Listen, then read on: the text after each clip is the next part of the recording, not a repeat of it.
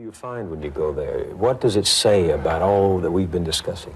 Well, the first thing it says is it takes me back to a time when these principles informed the society. I mean, you can tell what's informing the society by the size of what the building is that's the tallest building in the place. When you approach a medieval town, the cathedral's the tallest thing in the place. When you approach a 17th century city, it's the political palace that's the tallest thing in the place. And when you approach a modern city, it's office buildings and dwellings that are the tallest things in the place. And if you go to Salt Lake City, you'll see the whole thing illustrated right in front of your face. First, the temple was built. The temple was built right in the center of the city. I mean, this was the proper organization. That's the spiritual center from which all flows in all directions. And then the Capitol was built right beside the temple. And it's bigger than the temple. And now the biggest thing is the office building that takes care of the affairs of both the temple and the political building. That's the history of Western civilization, from the Gothic through the princely periods of the 16th, 17th, 18th centuries to this economic world that we're in now. In New York now, the debate is over who can build the tallest building, not to praise, but to build the tallest building. Yeah, and they are magnificent. I mean, some of the things that are going up in New York now really are, and this is a kind of architectural triumph. And what it is the statement of the city.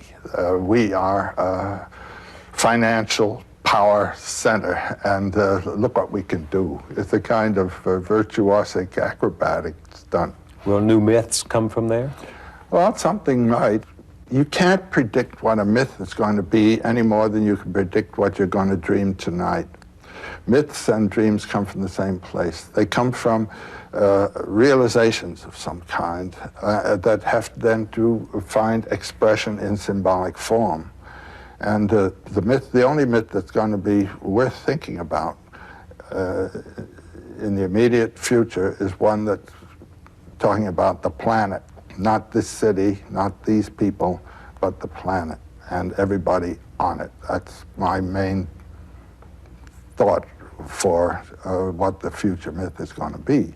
And what it will have to deal with will be exactly what all myths have dealt with.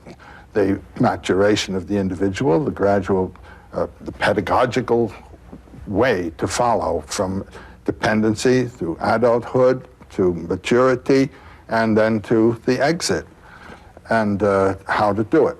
And then how to relate to this society and how to relate this society to the world of nature and the cosmos. That's what the myths have all talked about. That's what this one's got to talk about. But the society that it's got to talk about is the society of the planet. And until that gets going, you don't have anything. There's that wonderful photograph you have of the Earth seen from space. And it's very small, and at the same time, it's very grand. You don't see any divisions there of nations or states or anything of the kind. This might be the symbol, really, for the new mythology to come. That is the country that we are going to be celebrating. And those are the people that we are one with.